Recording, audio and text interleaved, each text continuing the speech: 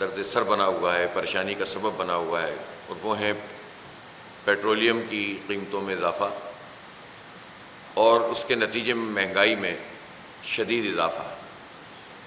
ساتھ ہی جو ہم دیکھتے ہیں کہ بجلی اور گیس کی قیمتیں بھی بڑھ رہی ہیں، لوڈ شیڈنگ بھی ہو رہی ہے، یہ عذاب تو اپنی جگہ ہے ہی، لیکن پیٹرولیم کی قیمتوں میں جس طرح سے ہے اور پوری قوم سے جھوٹ بول رہی ہے، دھوکہ دے رہی ہے۔ وہ یہ کہتے ہیں کہ جب جنگ کے حالات ہیں تو اس میں ہم مجبوری میں پیٹرولیم مصنوعات کی قیمت میں اضافہ کر رہے ہیں، جبکہ ہم سمجھتے ہیں کہ حکومت نے حال سے فائدہ اٹھا کر عوام کی جیبوں پر ڈاکہ ڈالا ہے اور عالمی مارکیٹ لیوی کی مد میں قوم کا خون نچوڑا ہے۔ یہ کلائمیٹ کے حوالے سے جو لیوی لگائی ہے اس کا عالمی مارکیٹ سے کیا تعلق ہے؟ اگر یہ سارے ٹیکسز ختم کر دیں تو اس وقت بھی جو قیمت انہوں نے 315 روپے رکھی ہوئی ہے پیٹرول کی، اور 360 روپے اب ڈیزل کی قیمت ہو گئی ہے۔ ڈیزل کی قیمت کے بڑھنے کا مطلب بھی یہ ہے کہ ٹرانسپورٹ جو عام لوگ استعمال کرتے ہیں اس میں اضافہ ہوتا ہے، ذرائع نقل و حمل ہیں، سبزیاں ہیں، فوڈ، اس وقت بھی 250 روپے سے زیادہ نہ جاتی۔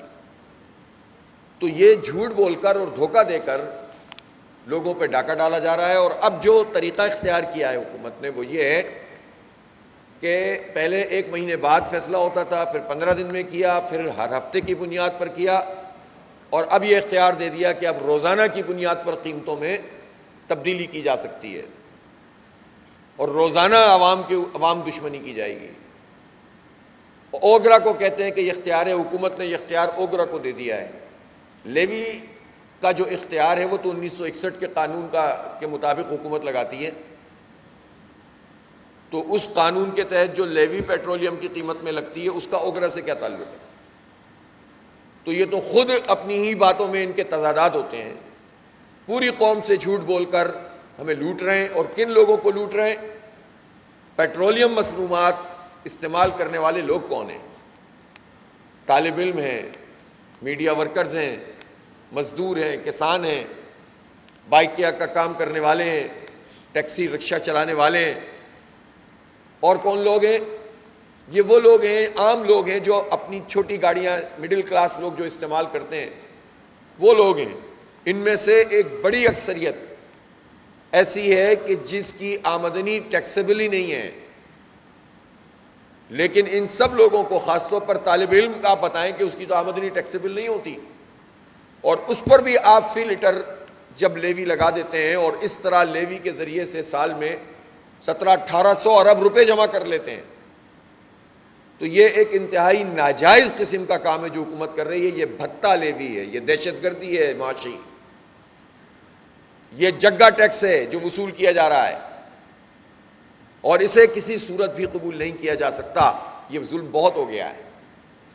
اس لیے جماعت اسلامی نے یہ فیصلہ کیا، ہم نے ابھی 2 دن پہلے اپنے تمام بڑے جو ہمارے سٹیز ہیں اور ہمارے صوبے ہیں اور پورا تنظیمی نیٹ ورک ہے اس کی میٹنگ کی، مشاورت کی، اور اس پر یہ فیصلہ ہوا کہ جو ہم مہنگائی کے خلاف اور ان مافیاز کے خلاف اور پیٹرولیم کی قیمتوں کے خلاف تحریک چلا رہے ہیں اس کے ہم نے نئے فیز کا اعلان کر دیا ہے، اور اس میں تحرک زیادہ کریں گے۔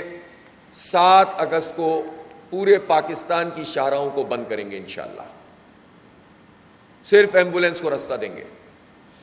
7 اگست سے پہلے گلی گلی، محلے محلے جائیں گے، بستی بستی پہنچیں گے، چوکوں پہ جائیں گے، چوراہوں پہ جائیں گے، کم از کم 15 سے 20 ہزار مظاہرے اور کارنر میٹنگز اور دھرنے کریں گے۔ ایک ایک بچے کو پاکستان کے، ایک ایک بوڑھے کو، جوان کو، خواتین کو، سب کو بتائیں گے اور سمجھائیں گے کہ تمہارے حق پر کس طرح یہ حکمران طبقہ ڈاکہ مار رہا ہے۔ ان کے علل تللے کم نہیں ہو رہے، ان کی مراد کم نہیں ہو رہی۔ ابھی پتہ چلا ہے کہ وفاقی سیکریٹریٹ کے جو ملازمین ہیں اس میں 17 گریڈ سے 22 گریڈ کی تنخواہوں میں اضافے کی بات چل رہی ہے۔ آپ بے شک ملازمین کے جائز حقوق دیں، لیکن یہ تو بتائیں کہ جو بڑے بڑے افسر ہیں ان کے پاس یہ ناجائز گاڑیاں کیوں ہیں؟ آپ سپریم کورٹ کے ججز سے شروع کریں جن کی مراد لامتناہی ہیں، ہائی کورٹ کے ججز، عدالت کی کرسی پہ بیٹھے ہوئے لوگ ہمارے خون پسینے کی کمائی سے مراد حاصل کر رہے ہیں۔ ہم دفاعی بجٹ کے خلاف نہیں ہیں، جو قوم کی دفاعی ضرورت ہے اس کو استعمال کرو، لیکن ہم تو فوج کے افسران کی بھی شاہ خرچیوں کے خلاف ہیں۔ یہ ایڈمنسٹریٹو کاسٹ کے نام پر جو کچھ ہوتا ہے، ہم بیوروکریسی کی جو ناجائز مراعات ہے اس کے خلاف ہیں۔ ہم یہ ممبر پارلیمنٹس جو آپس میں سارے لوگ اختلافات بھلا کر، نہ کوئی بندہ رہا نہ کوئی بندہ نواز، یہ سارے کے سارے مل کر اپنے لیے جو فیصلے کرتے ہیں کہ ہم 300% اور 400% تنخواہوں میں اپنی اضافہ کر لیتے ہیں۔ خیبر پختونخوا نے تو ممبرز صوبائی اسمبلی کے لیے مراد کا ایک زبردست قسم کا پیکج ان کا اور ان کے گھر والوں کا اناؤنس کر دیا ماشاءاللہ۔ تو کیا فرق رہ جاتا ہے پھر باقی لوگوں میں؟ 11 ارب روپے کا جہاز مریم نواز صاحبہ کے لیے آ گیا ہمارے خون پسینے کی کمائی سے، ان حالات میں کہ جب قوم رل رہی ہے، جب غربت میں اضافہ ہو رہا ہے۔ پنجاب میں پچھلے 6 سال میں 41% غربت میں اضافہ ہوا ہے، 41%۔ یہ کہتے ہیں بہت کام ہو رہا ہے، اسکول بیچ رہے ہیں، اسکول فروخت کرو اور 4 اسکول نواز شریف کے نام سے بنا دو۔ بے وقوف بنانے کا یہ پورا دھندا ہے، یہ خاندان کی ہیجمنی، اس کی جو ہے وہ ریاست قائم کرنے کی جو طریقہ کار ہے، بادشاہی نظام ہے، یہی کام پیپلز پارٹی کرتی ہے، یہی نون لیگ کرتی ہے۔ اور یہ لوگ جو ہیں وہ سب مل کر آپس میں اپنی مراعات میں اضافہ کرتے ہیں اور عوام کے حقوق پہ ڈاکہ ڈالتے ہیں۔ ہم یہ پوچھتے ہیں شہباز شریف صاحب سے کہ وہ جو آئی پی پیز کے حوالے سے نیگوسیشن شروع ہوئی تھی ہمارے دھرنے کے بعد، اور 18-19 آئی پی پیز سے آپ نے ری نیگوشیٹ کیا تھا، وہ سلسلہ کہاں پہنچا؟ ظاہر سی بات ہے کہ ہمیں اندازہ ہے کہ بغیر کسی بڑے لانگ مارچ کے ہو سکتا ہے کہ یہ عوام کو یہ ریلیف نہ دیں، اور ہم اس کی بھی تیاری کر رہے ہیں۔ پھر ہم سے نہ کہو کہ ادھر چلے جاؤ اور ادھر چلے جاؤ۔ ہم تو پرامن لوگ ہیں، پرامن سیاسی مزاحمت پر یقین رکھتے ہیں۔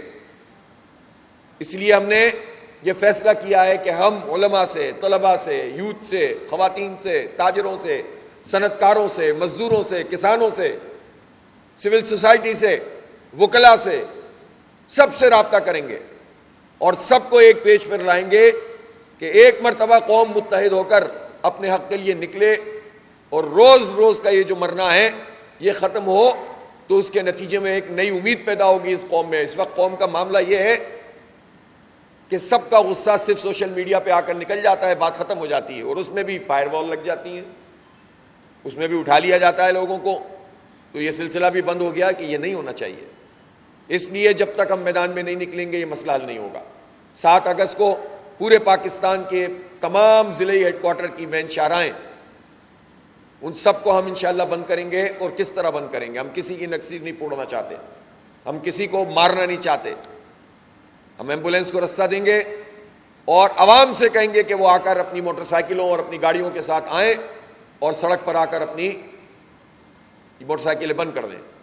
جب یہ لاکھوں کی تعداد میں پورے پاکستان میں نوجوان یہ کام کریں گے، یہ آپس میں ایک دوسرے کو ووٹ ڈال رہے ہوتے ہیں۔ صدر مملکت سب کے ووٹوں سے بنے ہوئے ہیں، چیئرمین سینٹ سب کے مشترکہ ووٹوں سے بنے ہوئے ہیں، وزیر اعظم سب کے مشترکہ ووٹوں سے بنے ہوئے ہیں۔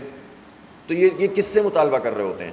یہ جائیں نا آپ وہاں پر اپنی پی ڈی ایم کے توڑنے کا اعلان کریں، اور اعلان کریں کہ ہم جو ہے وہ تمام چیزوں سے الگ ہو گئے، ہم اپوزیشن میں بیٹھیں گے۔ یہ 26ویں ترمیم یہ مل کر کرتے ہیں، 27ویں ترمیم یہ مل کر کرتے ہیں۔ باجوہ صاحب کی ایکسٹینشن میں تو پی ٹی آئی بھی شامل تھی، وہ سب مل کر دیتے ہیں، سارے کام تو مل کر کرتے ہیں۔ تو یہ ہمیں بیوقوف بنانے کے لیے ایسی باتیں کیوں کرتے ہیں؟